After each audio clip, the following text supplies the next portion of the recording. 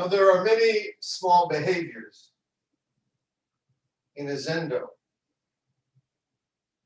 and they have various purposes. If you're in Japan, there are so many, some of which apply to us, but some of which do not. For example, in Japan, they have really big doors. And if you come in to the Zendo, usually you enter on the right side of the door with the right leg. And you exit on the left side of the door with the left leg. You can do that too in your home, but I bet you your door isn't that big. Why do we have all these little rituals? One is to teach us something we forget in life, that the small, ordinary actions are sacred. Just picking up a glass of tea, just petting the cat, it's a miracle. The whole universe coming together just to allow us to do this, to be here to breathe.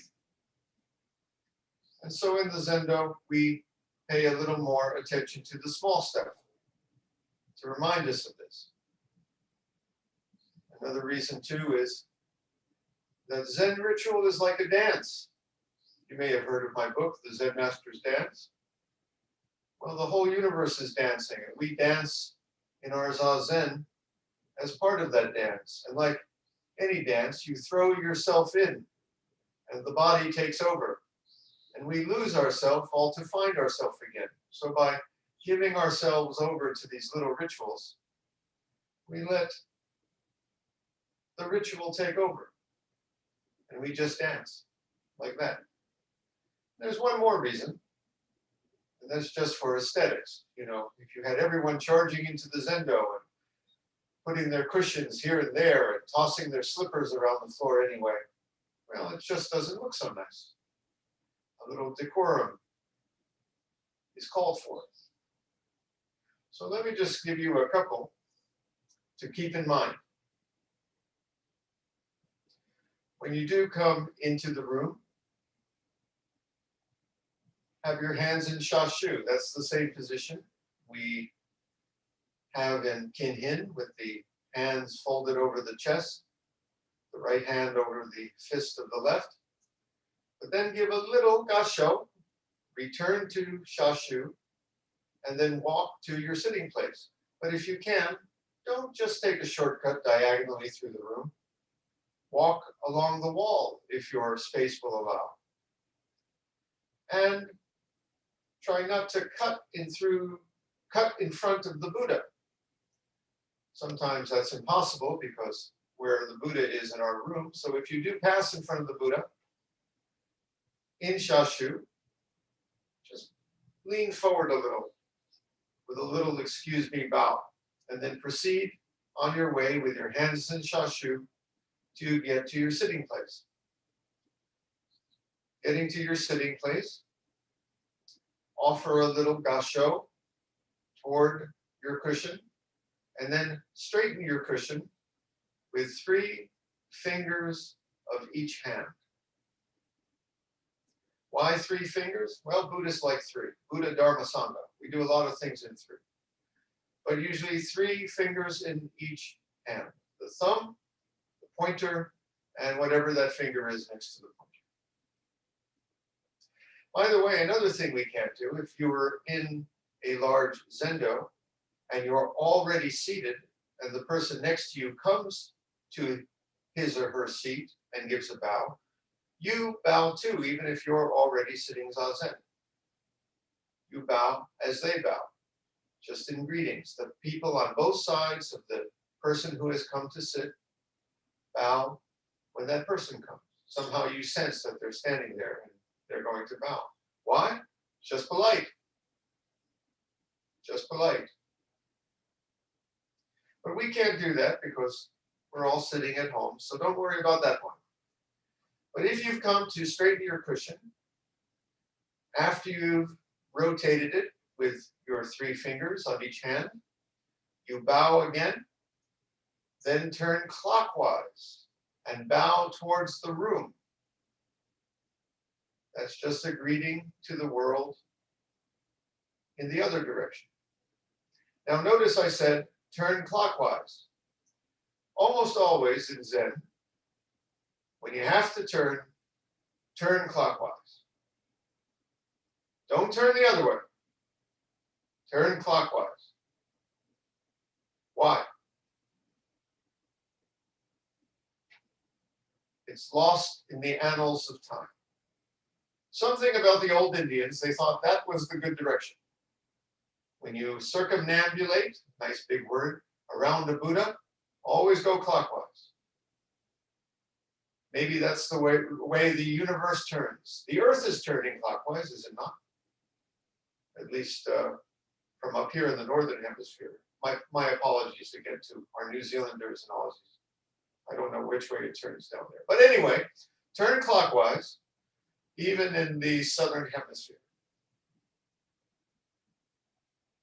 And then sit. Just sit. I'm not going to tell you that anything about, just sit, okay? Face the wall if you can. Some people face into the room, but sit. We sit on the forward half of the zafu, making a little wedge shape under our tush. And remember that the white stripe should be, when you're seated, aligned with your backbone. I see people's white stripes all over the place. And I'm not talking about the band. Keep your white stripes aligned with your backbone. Why? Well, it looks nice. It looks nice. By the way, if you're wearing a kesa, this is just for our few kesa wearers, make sure when you're seated that the kesa is up so that the white stripe is not hidden, and the kesa nicely covers your knees while you're seated. If you don't know what I mean, just look at any pictures online of nice Japanese monks seated, and you will see what I mean. Don't cover your white stripe. And before I forget, slippers. Slippers are the most important part of Zen. I always want to say, slippers are Zazen, and Zazen is slippers. It's true.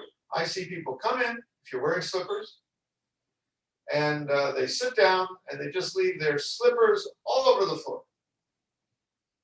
In Zen, nicely aligned slippers lead to a nicely aligned mind. And if you're in a monastery and you do that to your slippers, they're really going to yell at you. So keep your slippers neat. What about moving during Zazen? Try not to. There's a couple of reasons for that. Now, if you really need to move for necessity or for a health reason, that's fine. That's not what I'm talking about. We have people with various physical conditions. They need to move a lot. You move as you need. And if the house is on fire or the baby needs changing, do take care of the baby and put the fire out, not necessarily in that order. Then, after the fire is out, return to sitting. But if it's just something,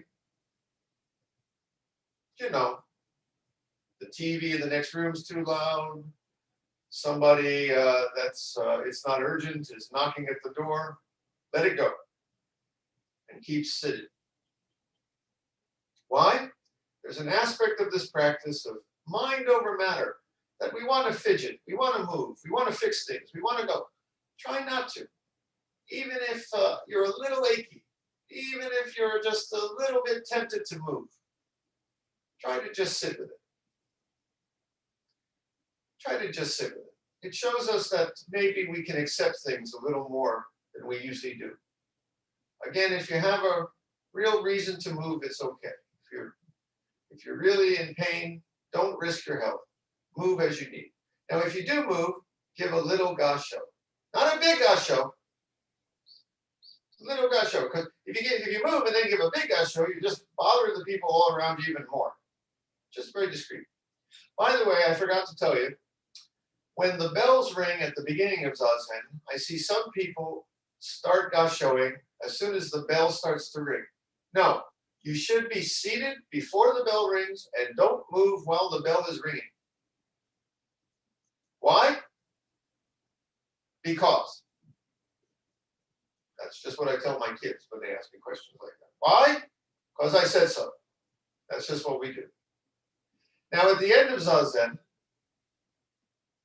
when the bell rings for Kinhin or to end the day, it's okay to gasho then while seated. But don't gasho at the start. Be seated and stay seated. Did I forget anything? Probably lots of stuff. There's a lot of small things we do.